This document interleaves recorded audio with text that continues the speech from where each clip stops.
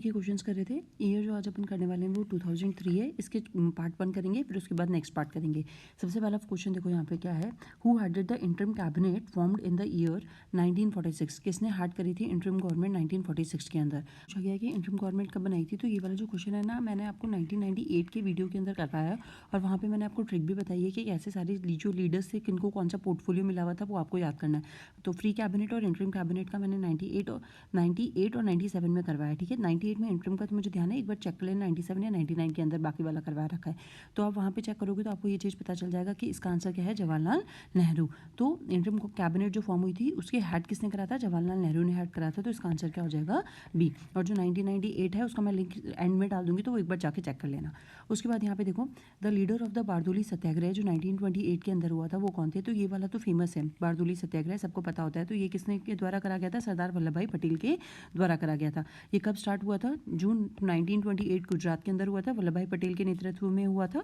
प्रांतीय सरकार, देखो उसका रीजन क्या था कि जो प्रोविंशियल, पहले प्रोविंशियल गवर्नमेंट कही जाती थी, प्रोविंसेस कहे जाते थे। जैसे अभी स्टेट होते हैं तो पहले जो कहे जाते थे वो प्रोविंसेस कहे जाते थे। तो प्रोविंसेस जो प्रांतीय सरकार थी उसने टैक्स को कितना इंक्रीज कर दिया था, 22% कर दिया था। तो वहाँ पे कुछ अधिकारी जिन्होंने जांच जब विरोध करा, हड़ताल वगैरह करी, तो वहाँ पे जो अधिकारी थे बूमफील्ड और एक तो नॉर्मल ऑफिसर था और एक था रेवेन्यू ऑफिसर मैक्सवेल, उन्होंने इस फैसले को गलत ठहराया था और उन्होंने फिर कितना किया था, इसको 6.03% किया था। 22% से घटा के कितना कर दिया था, 6.03% कर दिया था।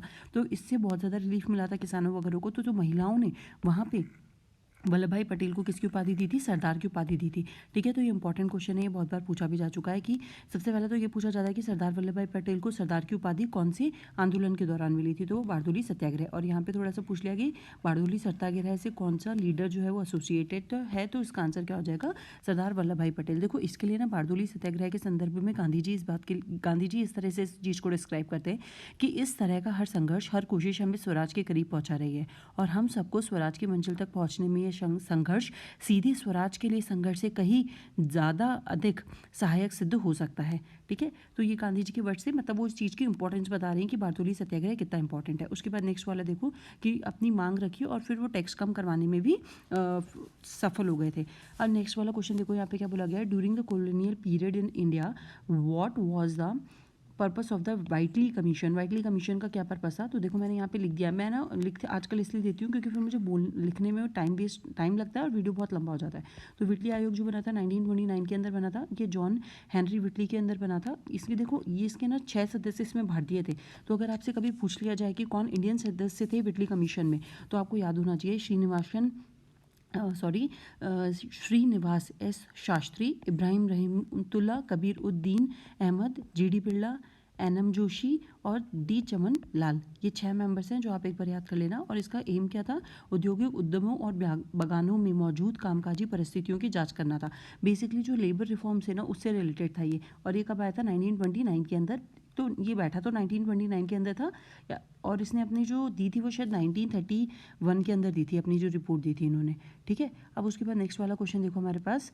अच्छा, मैंने इसका ऑप्शन तो आप लोगों को बताया नहीं कि ऑप्शन क्या है। तो review the fitness of Indian for the future further political reform से तो ये रिलेटेड नहीं है। फिर उसके बाद यहाँ पे हमसे क्या दे रखा है कि to report an existing condition of the labour and to make recommendations, ये चीज़ चाहिए। बाग उद्यानों और जो वगैरह थे असम के अंदर जो बागान वगैरह थे उनके अंदर जो काम कर रहे थे उनके बारे में ये बात कर रहा था। तो ये चीज़ सही हो जाएगी। लेबर रिफॉर्म, इंडस्ट्रियल रिफॉर्म्स वगैरह के अंदर बात कर रहे थे, तो इसलिए इसका आंसर क्या हो जाएगा, B. To draw up a plan for financial reform, ये चीज़ गलत है। To develop a comprehensive scheme for civil service in India, ये चीज़ गलत है। तो ये वाला अपना गलत हो जाएगा। नेक्स्ट वाला क्वेश्चन देखो हमारे पास यहाँ पे क्या है। नेक्स्ट वाला क्वेश्चन है हमारे पास, देखो असर्शन और रीज़न वाला है कि in 1916 Maulana Mohammad Ali and Abdul Kalam Azad resigned from the legislative council. 1916 के अंदर इन दोनों ने रिज़ाइन कर दिया था। ठीक है, उसके बाद नेक्स्ट वाला हमसे क्या पूछा गया है कि the Rowlatt's Act was passed by the government in spite of being opposed by all Indian members of the legislative council. तो यहाँ पे ना एक चीज़ बताती हूँ, देखो रॉलेट सत्याग्रह, अभी रॉलेट पे एक और क्वेश्चन है जिसमें मैंने बहुत अच्छे से इसको एक्सप्लेन कर दूंगी वहाँ पर। तो ये वाला क्वेश्चन मैं बस इतना बता रही हूँ कि इसका आंसर जो है ये वाला सही है और ये वाला गलत है, क्योंकि यहाँ पे मौलाना मोहम्मद अली और 2 नाम दे रखे हैं। तो यहाँ पे मौलाना मोहम्मद 1916 के अंदर बात कर रखी है इन्होंने, है ना, कि 1916 के अंदर उन्होंने रिज़ाइन कर दिया था। तो इन दोनों ने, मौलाना मोहम्मद अली और अब्दुल कलाम आज़ाद ने, इन्होंने 1919 के अंदर लेजिस्लेटिव काउंसिल से रिज़ाइन करा था, ना कि 1916 के अंदर। तो ये चीज़ गलत है। और यहाँ पे खिलाफत, और 1916 के अंदर कौन सा हुआ था, खिलाफत मूवमेंट हुआ था, तो उस टाइम पे रिज़ाइन नहीं करा था। और जो रूलेट सत्याग्रह, रूलेट एक्ट आया था, उसके लिए जितने भी मेंबर्स थे लेजिस्लेटिव काउंसिल में, ऑब्वियसली बात है उन्होंने इस चीज़ का अपोज करा था। तो ये चीज़ सही है और ये चीज़ गलत है, क्योंकि इन दोनों ने कब रिज़ाइन करा था, 1919 के अंदर। नेक्स्ट वाला क्वेश्चन देखो, अभी मैं इसको आगे और अच्छे से एक्सप्लेन कर दूंगी। Shah Alam second spend the initial year as an emperor far away from his capital. तो ये हमसे पूछा गया है, तो देखो ये वाली चीज़ सही है। और there was a Shah Alam, ये लेटर मुगल एम्पायर्स के बारे में है। ये क्वेश्चन वैसे तो बहुत कम पूछे जाते हैं, लेकिन इसमें 2-3 क्वेश्चन अपने देख लें। There was always a lurking danger of the foreign invasion from the north west frontier. देखो ये वाला चीज़ तो सही है कि ना, हमेशा जो दिल्ली को था ना, दिल्ली को हमेशा इस बात का डर लगा रहता था, दिल्ली में जो भी डायनेस्टी रूल कर रही होती थी, कि यहाँ पे नॉर्थ वेस्टर्न जो अफगानिस्तान से मंगोल्स आ सकते हैं, अफगान आ सकते हैं, टर्किश आ सकते हैं, कोई भी आ सकता है यहाँ पे, है ना, इन पे अटैक करने के लिए। ये चीज़ तो डर रहता था। लेकिन शाह आलम ने अपने जो इनिशियल ईयर कैपिटल से दूर बिताए थे, वो इनके डर से नहीं बिताए थे। जो पहले तो वजीर होते थे ना, वजीर वगैरह, तो उसने अपना ना ये डर, वजीर वगैरह सत्ता नहीं, जैसे अभी आज की न्यूज़ है, पाकिस्तान के अंदर वोटिंग हो रही थी, फिर सेना ने इंटरफेयर करा और फिर नवाज शरीफ को बनाया। जो वहाँ पे इमरान खान थे, उनकी वोटिंग में ज़्यादा थी, वोटिंग ज़्यादा हो रही थी, तो उससे वो जीत रहे थे। लेकिन यहाँ पे कूप हो जाता है, और मिलिट्री ने बहुत बार, म्यांमार के अंदर कूप हुआ है। तो जब मिलिट्री अपनी सत्ता, राजा को हटा के अपनी पोजीशन ले आती है, वहाँ पे अपने आप को प्लेस कर लेती है, तो उस चीज़ को नॉर्मली कूप कहते हैं। तो वो कूप मैं इसलिए यहाँ पे बोल रही हूँ, क्योंकि देखो यहाँ पे भी क्या होता था कि जो किंग था ना, किंग को हटा के मिलिट्री लीडर्स नहीं होते थे, यहाँ पे वजीर वगैरह जो आसपास के होते थे ना, वो उनको मार के अपनी अंडर सत्ता ले लेते थे। उस चीज़ का डर था, तो इसलिए उसने स्पेंड करी थी, ना कि नॉर्थ वेस्ट फ्रंटियर के डेंजर से। तो ये वाली चीज़ गलत है और ये वाली चीज़ सही है, ठीक है। उसके बाद यहाँ पे देखो, with reference to the entry of the European power into the India, which one of the following statement is not correct. हमसे पूछा गया है कि इनमें से कौन सा करेक्ट नहीं है। अब यहाँ पे देखो, सबसे पहला, द पुर्तगीज कैप्चर गोवा इन 1499। तो जो ये है ना, पुर्तगीज़ ने जो कैप्चर करा था गोवा को 1499 के अंदर नहीं करा था। यहाँ पे या तो आप 1509 मान लो या फिर 1510 मान लो। अल्फेंसो डी अल्बुक ने करा था, कैप्चर गोवा करा था, ruler of the Bijapur Yusuf Adil Shah से। किसके कहने पर? कृष्णदेव राय और विजयनगर के कहने पर उन्होंने कैप्चर कर लिया था गोवा को। किसके कहने पर? विजयनगर के साम्राज्य के कृष्णदेव राय, और किससे? रूलर ऑफ बीजापुर यूसुफ आदिल शाह के कहने पर। तो ये वाली चीज़ गलत हो जाएगी। तो हमसे यहाँ पे देखो स्टेटमेंट में क्या पूछा है, विच वन ऑज नॉट करेक्ट, इनमें से कौन सा करेक्ट नहीं है। तो करेक्ट नहीं है, तो इसका आंसर हम क्या टिक कर देंगे? ए ऑप्शन हो गया। अब बाकी वाले ऑप्शन भी चेक करते हैं। The English open there first factory in south India at the Masulipatnam. तो ये चीज़ सही है। देखो, सबसे पहले वैसे तो वो ट्रेडिंग फैक्टर सूरत के अंदर स्टार्ट करते हैं, लेकिन साउथ के अंदर वो सबसे पहले अपने कहाँ पे स्टार्ट करते हैं? मसूलीपट्टनम के अंदर, 1611 के अंदर। तो ये वाली चीज़ सही है। ईस्टर्न कोस्ट के अंदर वो उड़ीसा में 1633 के अंदर ब्रिटिश अपनी फर्स्ट फैक्ट्री स्थापित करते हैं। वो कहाँ पे करते हैं? हरिहरपुर बालासोर, जो कि कहाँ पे है? उड़ीसा में, और वो 1633 में। तो ये चीज़ भी सही है। अंडर द लीडरशिप, देखो वैसे तो नॉन करेक्ट पूछा है, तो हमें अब बस एक चीज़ पता है ना मुझे कि ये चीज़ गलत है, तो ये वाले तो सही होंगे ही होंगे, चाहे वो सही हैं या नहीं है, मुझे नहीं मतलब। लेकिन फिर भी एक बार चेक कर लेते हैं। Under the leadership of the duplex the France occupied the Madras in 1946। Duplex की लीडरशिप में 1746 के अंदर वो ऑक्यूपाई कर लेते हैं, लेकिन वापस से पीस को रिस्टोर करने के लिए इंग्लैंड को रिटर्न कर देते हैं 1748 के अंदर। तो बाकी 3 ऑप्शंस तो वैसे ही सही हैं, और गलत कौन सा है? ए वाला। अब देखो, with reference to Indian freedom struggle which one of the following statement is not correct. Indian freedom struggle के रेफरेंस में इनमें से कौन सा स्टेटमेंट करेक्ट नहीं है। अब यहाँ पे देखो क्या है, सबसे पहला, the Rowlatt Act arouse the wave of the popular indignation and lead to the Jallianwala Bagh massacre. ऐसा बोला गया है कि जो रोलेट एक्ट हुआ था, उसने ऐसी वेव ला दी थी पॉपुलर, मतलब बहुत ज़्यादा हिंसा वगैरह भड़की थी, और उससे एंड में जाके क्या हुआ था? जलियांवाला बाग हत्याकांड हुआ था। तो पहले मैं यहाँ पे आपको जो करवाने वाली हूँ, वो रोलेट एक्ट, जो मैंने अभी पहले भी बोला था कि क्वेश्चन में मैं थोड़ा सा आपको समझा देती हूँ। देखो, रोलेट एक्ट क्या था, यहाँ पे ऐसा बोला गया था कि पुलिस को ना किसी के भी परिसर यानी घर वगैरह या फिर कहीं पे भी ऑफिस वगैरह में तलाशी लेने का अधिकार था।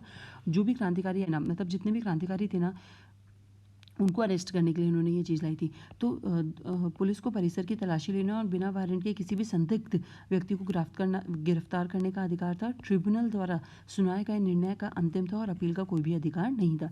रूलर टैक्स ने सिंपली ये कहा था कि आपको कहीं से भी कभी भी हम गिरफ्तार कर सकते हैं, आपके पास जो मुकदमा चलेगा, आप पे जो उन्होंने जो निर्णय दे दिया, जैसे किसी भी कोर्ट ने उन पे निर्णय दे दिया कि फांसी होगी, तो आप उसमें भी आगे जाके अपील नहीं कर सकते। तो ये क्या था, रूलर एक्ट हुआ था।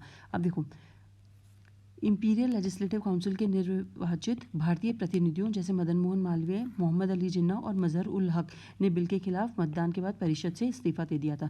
तो यहाँ पे ये 3 नाम आपको याद होने चाहिए। कौन कौन से, किन्होंने इस्तीफा दिया था? मदन मोहन मालवीय ने, मोहम्मद अली जिन्ना ने और मजहर उल हक। आप एक बार देख रहे हो यहाँ पे कि मोहम्मद अली जिन्ना वही जिन्ना है जिन्होंने पाकिस्तान की मांग करी थी, और ये यहाँ पर अभी किसके साथ लड़ रहे हैं?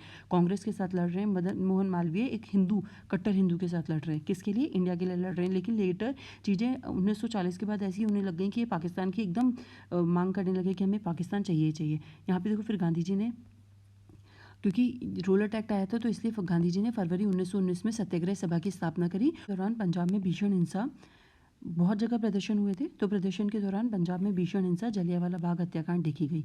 ठीक है, और ये कब हुई थी? 13 अप्रैल 1919 को हुई थी। मार्च और अप्रैल 1919 के अंदर विरोध प्रदर्शन हुआ था। एक बात समझ में आई, रॉलेट एक्ट ही ऐसा रीज़न था जिससे के कारण क्या हो रहा था, रीज़न पता चल गया कि रॉलेट एक्ट का के क्या प्रोविजंस थे। कौन कौन ने? मदन मोहन मालवीय ने, मोहम्मद अली जिन्ना और मजहर उल हक ने लेजिस्लेटिव असेंबली से इस्तीफा दे दिया था। गांधी जी ने फरवरी में सत्याग्रह सभा की स्थापना करी थी। प्रदर्शन हो रहे थे हर जगह। फिर इसी कड़ी को देखते हुए कहाँ पर हुए थे? जलियांवाला बाग हत्याकांड। इसमें रिजल्ट होता है, बेसिकली क्या होता है। अब देखो, जलियांवाला बाग हत्याकांड की क्या स्टोरी क्या है, क्योंकि बहुत गवर्नमेंट एकदम फ्रंट पे आ गई थी। जितने भी विरोध प्रदर्शन हो रहे थे उनको बहुत बुरी तरह से दबाया जा रहा था। तो देखो, 9 अप्रैल डॉक्टर सत्यपाल और डॉक्टर सफाउद्दीन किचालू को गिरफ्तार कर लिया गया था। जलियांवाला बाग हत्याकांड के अंदर, जलियांवाला बाग के अंदर क्या हुआ था, सब लोग असेंबल हुए थे। सिंपली इन दोनों को गिरफ्तार कर लिया था, तो इसकी बात करने के लिए फिर बैसाखी का दिन था, इसलिए भी बहुत ज़्यादा भीड़ हो गई थी वहाँ पर 13 अप्रैल 1919 को। और इनको गिरफ्तार कब करा? 9 अप्रैल को। फिर महात्मा गांधी ने यंग इंडिया में, और आपको पता है कि जनरल डायर ने बिना सोचे समझे गोलियाँ चला दी थी और जब तक मारते गए थे। और लाला लाजपत राय ने कहा था कि 500 के करीब लोग मरे हैं, और उन्होंने बोला था कि 200 करीब लोग मरे हैं। अंग्रेजों की रिपोर्ट थी कि 200 करीब मरे हैं, लेकिन लाला लाजपत राय ने कहा था 500 लोग मरे हैं, और एक्चुअल में कितने मरे ये पता नहीं था। और है ना, इस पे एक मूवी बनी हुई है, किसकी? उधम सिंह, सरदार उधम सिंह किसकी आई थी? विकी कौशल की मूवी आई थी। बहुत अच्छी मूवी है, उसको देखना। देखो, एक्चुअली क्या होता है कि उस मूवी को ना ऑस्कर के अंदर भेज रहे थे, लेकिन है ना, ऐसा कहा जाता है कि ब्रिटिश, जो इंडियन गवर्नमेंट है ना, उसने इसलिए मना कर दिया था, मतलब जो भेजती है कमेटी, कि इसमें ना एंटी ब्रिटिश वो है। मुझे मुझे उस टाइम ऐसा लगा था कि एंटी ब्रिटिश है तो क्या मतलब, उन्होंने जो चीज़ करी है वो दिखाने में क्या, ऑस्कर में भेजने के लिए, मतलब वैसे भी नहीं जीती थी अपनी जो मूवी भेजी गई थी, लेकिन अगर आप ये भेजोगे तो वहाँ पे जितनी ज्यूरी है उन्हें पता तो चलेगा कि उन्हें पता है सबको, लेकिन उन्हें, मतलब हम इस चीज़ के लिए क्यों सोचें कि ब्रिटिश को बुरा लगेगा। उन्होंने जो बुरा करा है, जब करते वक्त उन्हें बुरा नहीं लगा, तो अब उसे सच्चाई दिखाने में क्यों बुरा लगेगा। इसलिए उस सरदार उधम सिंह को ऑस्कर में नहीं भेजा गया था। मैंने ये चीज़ रिपोर्ट कहीं पढ़ी थी, अब मुझे नहीं पता यही रीज़न है या कोई और रीज़न है। ठीक है, अब यहाँ पे देखो, महात्मा गांधी ने यंग इंडिया में कहा था कि कोई भी सरकार सम्मान की पात्र नहीं है जो अपने विषयों की स्वतंत्रता रखती है, मतलब विषयों की स्वतंत्रता रखती है, यानी कि गोली चला दी बिना सोचे समझे। ठीक है, ये गांधी जी ने कहा था। और यंग इंडिया, देखो यहाँ पे एक पेपर का नाम आ गया है, तो गांधी जी का अगर आपसे पूछा, पत्रिका पूछ ली जाए तो कौन सी है? Young India. जांच के लिए 14 अक्टूबर 1919 को हंटर कमीशन बैठा था। हंटर कमीशन ने उसको दोषी पाया था, लेकिन जनरल डायर जो था उसको बुला लिया गया था वहाँ पर, इंग्लैंड में बुला लिया गया था, लेकिन उसको कुछ भी सज़ा नहीं दी गई थी। और एक और बात, यहाँ पे मैं उधम सिंह की बात कर रही थी, तो यहाँ पे जो इनकी योजना जिसने बनाई थी ना, वो थे governor Michael O'Dwyer. General Dyer और माइकल ओ डायर को 13 मार्च 1940 को अंदर उधम सिंह ने हत्या कर दी थी। और आपने मूवी में देखना कि बहुत बेहतरीन तरीके से विकी कौशल ने ये रोल प्ले किया है। तो यहाँ पे लेकिन वो हत्या कब करते हैं? 13 मार्च 1940 में। और मतलब जलियांवाला बाग हत्याकांड कब हुआ था? 1919 में। मतलब समझ लो आप, करीब 21 साल बाद वो इस बात का जाके बदला लेते हैं। 21 साल तक वो इस चीज़ के पीछे पड़े हुए रहते हैं कि उन्हें बदला कैसे लेना है। उतनी आप उस चीज़ को देखोगे ना, आप वो मूवी तो जो रियलिटी में हुआ होगा उसका 1% भी नहीं होगी जो मूवी उन्होंने डिस्क्राइब करी है, क्योंकि रियलिटी सबको पता है कि क्या चीज़ हुई थी। आप खुद ही सोचो ना, कोई अंधाधुंध गोली चला दे और कितने लोग मर गए थे वहाँ पे। सुभाष चंद्र बोस, और आज तक आज तक का रिकॉर्ड है कि जलियांवाला बाग हत्याकांड के लिए ब्रिटिश गवर्नमेंट ने आज तक माफ़ी नहीं मांगी है। Subhash Chandra Bose formed a Forward Bloc in 1939 के अंदर सुभाष चंद्र बोस ने फॉरवर्ड ब्लॉक, ये सबको पता है। देखो सुभाष चंद्र बोस जो है ना कांग्रेस के अध्यक्ष बने थे हरिपुर और त्रिपुरी सेशन के अंदर, लेकिन गांधी जी इनके अगेंस्ट थे इनकी, क्योंकि ये बहुत ज़्यादा वो थे, गरम दल के नेता थे और बहुत ज़्यादा एक्सट्रीमिस्ट थे। और सुभाष चंद्र देखो कौन सी स्पेक्ट्रम बुक है उसके अंदर गांधी जी और सुभाष चंद्र बोस के बारे में जो टसल चला था या फिर वो दोनों एक दूसरे को कितना फेवर करते हैं उसके बारे में बहुत अच्छे से डिस्क्राइब कर रखा है। तो कभी स्पेक्ट्रम पढ़ने का टाइम मिले तो उस चीज़ को पढ़ना, तो वहाँ पे समझ में आएगा कि उन्होंने बहुत अच्छे से एक्सप्लेन किया है कि सुभाष चंद्र बोस क्या चाहते थे, गांधी जी क्या चाहते थे, इन दोनों में क्या डिफरेंस था और इन दोनों में क्या, ये दोनों एक दूसरे को कितना सपोर्ट भी करते थे। तो वहाँ से जब उनको हरिपुर सेशन से जब उन्होंने राजेंद्र प्रसाद बने थे, इन्होंने वो दे दिया था, रेजिग्नेशन दे दिया था, तो इससे नाराज होकर इन्होंने 1939 के अंदर क्या बना ली थी, फॉरवर्ड ब्लॉक की स्थापना कर ली थी। Bhagat Singh was one of the founder of the Hindustan Republic Socialist Association. देखो एक और चीज़ बताती हूँ, भगत सिंह के बारे में ना बहुत ज़्यादा गलतफहमियाँ भी हैं। कौन यूट्यूबर है ध्रुव राठी ने एक बना रखा है सोशलिस्ट भगत सिंह पे। वैसे उनके सारे वीडियोस बहुत अच्छे नहीं होते, कहीं कहीं गलतियाँ भी होती है। जैसे उन्होंने हड़प्पा संस्कृति में बनाया था कि वहाँ पे कोई भी रिलीजन नहीं है, तो वहाँ पे गलती थी, क्योंकि हड़प्पा संस्कृति और इंडस वैली सिविलाइजेशन में पशुपति सील मिली है, वहाँ पे पंडित से एक मूर्ति मिली है अपन को, गॉडेस मिली है, वहाँ पे गॉडेस की मूर्ति मिली है। तो वहाँ पे नेचर को करा जाता था, एनिमल्स वगैरह को वर्शिप करा जाता था, तो वहाँ पे वो चीज़ गलत थी, तो वो हमेशा सही नहीं होती। लेकिन भगत सिंह पे उन्होंने जो सोशलिस्ट वाले रिफॉर्म पे बनाई है ना, कि भगत सिंह की आइडियोलॉजी क्या थी, तो वहाँ पे वो वीडियो जाके देखना, वो बहुत अच्छा बनाया था उन्होंने। ठीक है, तो यहाँ पे Bhagat Singh was one of the founder of the Hindustan Republic Socialist Association. तो अक्टूबर 1924 से 36 के अंदर ये बनी थी। देखो इसकी और मेंबर्स भी एक बार मैं लिखवा देती हूँ। राम प्रसाद बिस्मिल थे, अश्वकुल खां थे, सचिंद्र नाथ बख्शी थे, जोगेश चंद्र चटर्जी थे। 4 और नाम आपको याद रखने हैं भगत सिंह के साथ साथ में, राम प्रसाद बिस्मिल, अश्वकुल खां, सचिंद्र नाथ बख्शी और जोगेंद्र नाथ चटर्जी। यहाँ पे ये लाइन क्या दे रखी है, 1931 में Congress session at the Karachi oppose Gandhi Irwin pact. Congress session ने अपोज नहीं करा था, यहाँ पे बेसिकली गांधी इरविन पैक्ट के लिए कहा जाता है, मुझे कंफर्म नहीं है, लेकिन शायद जवाहरलाल नेहरू ने इस चीज़ को अपोज करा था। तो यहाँ पे ये देख लो कि 1931 के अंदर कराची सेशन हुआ था। इसके प्रेसिडेंट कौन थे, वल्लभ भाई पटेल थे। कराची सेशन में क्या क्या हुआ था, मेंबर ऑफ द नौजवान सभा भारत। देखो वहाँ पे क्या हुआ था कि 1931 के अंदर हुआ था और मार्च के अंदर भगत सिंह, राजगुरु और सुखदेव को फांसी दी गई थी। तो वो किसके मेंबर थे, नौजवान भारत सभा के थे। तो इन्होंने प्रोटेस्ट करा था किसके खिलाफ, गांधी जी के खिलाफ। और भगत सिंह को हैंकर, क्योंकि ऐसा बोला जाता है कि गांधी इरविन पैक्ट जब हुआ था तो गांधी जी बोल सकते थे, उस लेटर पे साइन करने से वो मना कर सकते थे जिसमें भगत सिंह और इनकी तीनों की फांसी की सज़ा थी, लेकिन ऐसा नहीं करते। तो इसलिए जो मेंबर होते हैं नौजवान भारत सभा के लिए, इसलिए आज तक भी गांधी जी को इस बात के लिए ब्लेम करा जाता है। ठीक है, और यहाँ पर हैंकर दिया गया था, तो ये लोग बहुत ज़्यादा विरोध करते हैं। तो गांधी जी एक बात कहते हैं कि गांधी जी मर सकते हैं लेकिन गांधीज़म कभी भी नहीं मर सकता। गांधी को तुम मार सकते हो लेकिन उनकी गांधी जो उनकी फिलॉसफी है वो कभी भी नहीं मर सकती। ये बात हो गई कराची सेशन में। आप जो ध्यान रखोगे, नेक्स्ट चीज़ जो आपको ध्यान रखनी है कि resolution on the fundamental rights and national economic programme passed. इसमें क्या क्या हुआ था, फंडामेंटल राइट्स के लिए रेजोल्यूशन पास हुआ था, नेशनल इकोनॉमिक प्रोग्राम के लिए पास हुआ था और सोशलिस्ट इकोनॉमी का इन्होंने पास करा था, अडॉप्ट करा था। और एक और चीज़ बताती हूँ, मैंने यहाँ पे देखो ये गांधी इरविन पैक्ट, अब गांधी इरविन पैक्ट को पूरा समझाने जाऊँगी तो यहाँ पे ये देखो, ये 68 वाला क्वेश्चन मैंने कराया था 1999 के अंदर। तो वहाँ पे मैंने आपको ये पूरा Gandhi Irwin pact cabinet mission वगैरह तो बताए थे, मैंने स्क्रीनशॉट ही लगा दिया। मैंने आपको बताया था कि क्या क्या साइन हुए थे, इसमें क्या क्या थे, कि हिंसा नहीं, हिंसा के अलावा जितने आरोपी हैं उनको छोड़ दिया जाएगा, नमक बनाने का अधिकार दे दिया जाएगा। तो ये वहाँ पर जाके अगर याद नहीं हो तो एक बार वो क्वेश्चन देख लेना, 1999 का है। तो वहाँ पर ये चीज़ आपको पता चल जाएगी। तो ये वाले क्वेश्चंस अपने हो जाते हैं। उसके बाद अपन मिलेंगे नेक्स्ट वाले वीडियो के अंदर नेक्स्ट क्वेश्चंस के साथ, जो आगे वाले क्वेश्चन